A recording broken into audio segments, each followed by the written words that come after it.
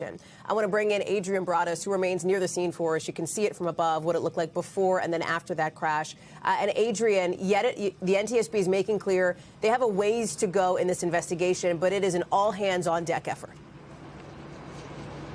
It is all hands on deck. That team that started with about 20 or so, he said, has now increased to 30.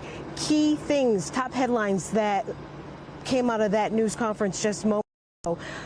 His expert used the word successful twice, and he said successful because, keep in mind, we learned yesterday that those black boxes suffered some serious heat damage. They were charred and burned, but they were able to download and retrieve data. You're talking about the cockpit voice recorder, and we know that the cockpit voice recorder captures every sound. So if there were alerts going off, if there was an alarm going off, if the pilots are talking and communicating, they're able to hear that. Even if there's a switch that's accidentally flipped, they are able to retrieve that information. There's folks at the NTSB that will know what that is and what it sounds like.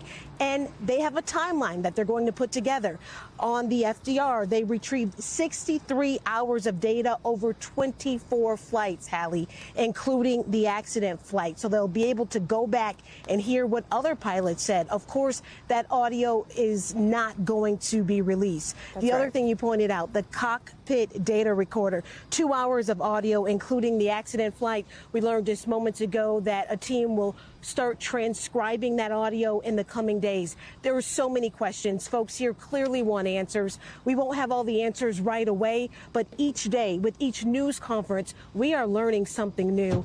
And that is something folks who want so many answers can appreciate. And it is a community, Adrienne, that is in deep grief and in many ways still in shock after this plane crash. We talked about the numbers here, 12 people killed, but 9 others still missing. And you heard the NTSB officials there, Todd Inman, talk about how they are not impeding the search for the bodies as their investigation moves forward.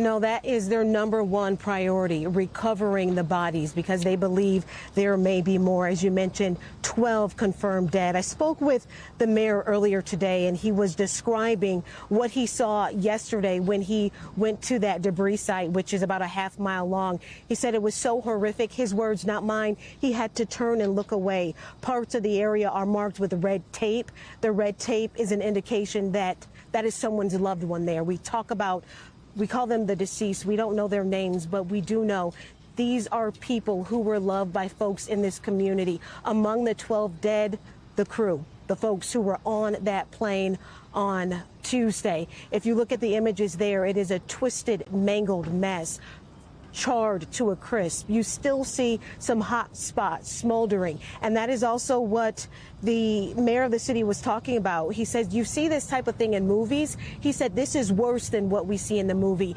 And also what makes it worse is this is real. Movies are fake. This is someone's painful reality. And tonight the community is going to come together at 5 p.m. There's a vigil to start the healing process. And quite frankly, I asked the mayor, how do you heal? How do you move forward? And he says they have already seen that with the number of people showing up to help while so many are hurting, Hallie. Adrienne Broadus live for us there in Kentucky, just outside that crash site. Adrienne, thank you very much for that update. We thank you for watching. And remember, stay updated on breaking news and top stories on the NBC News app or watch live on our YouTube channel.